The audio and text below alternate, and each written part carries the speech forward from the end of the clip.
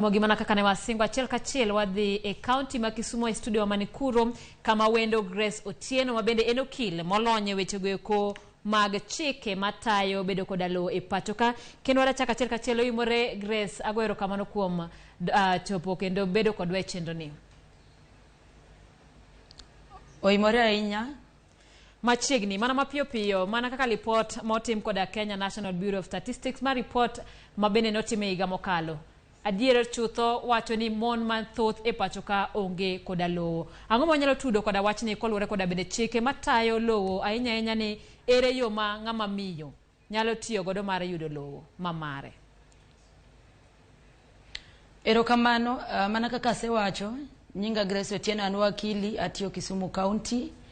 To bende atiyo other than Kisumu County atiyo bende oko pinje gwenge ma oko Manyanza kata Nairobi kata kumba keso yudore.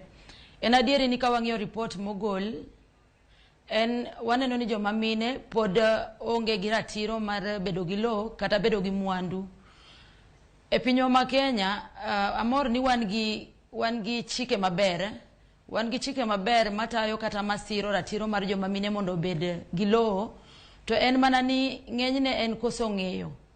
Oganda wa mang'eny kata jowa mamiyo ok ong'eyo ni process mane kata yo mane monego bed naluwo kaponi adwaro ni lowo bed e nyinga kata kaponi chuora notho to oweya gi mwandu, step mane kata okang' mane manyalo kawo mondo ayud mwandu ni obed e nyinga. Ka wang'iyo chik oyienwa mondo ng'ato yud mwandu kaponi anyiewo kaka ng'ama miyo ayudo pesa na moro anyiewo lowo, samoro bende inyalo miya lobni kata inyalo miya mwandu gi watna as a gift kata waluongo ni chiwo.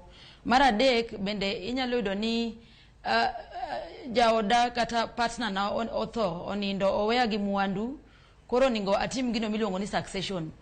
Omiyo yudo oganda wa mang'eny man kaluwo pok ong'eyo ni to process mage monego bed ni wakawo e seche ma ng'ato dwa ni mwandu obed e nyinge. Ponono ni anyiewo lowo gi pesa na nyaka wang'e ni to process mane mabro kawo mondo atim registration mondo ane ni ayudo oboke manie nyinga. Kaluowa ka wang'iyo ndalo mang'eny yudo ka ji dwaga ni onyiew lowo otim agreement ogidwa dhi ir wakili.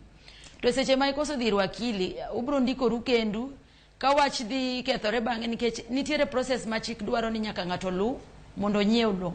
Mokwongo wakili kapok idhi mbele ni due diligence. Kapok idhi mbele an gi penjo. Kawe wuoth mondo ing'i an gi penjo kapok idhi mbele.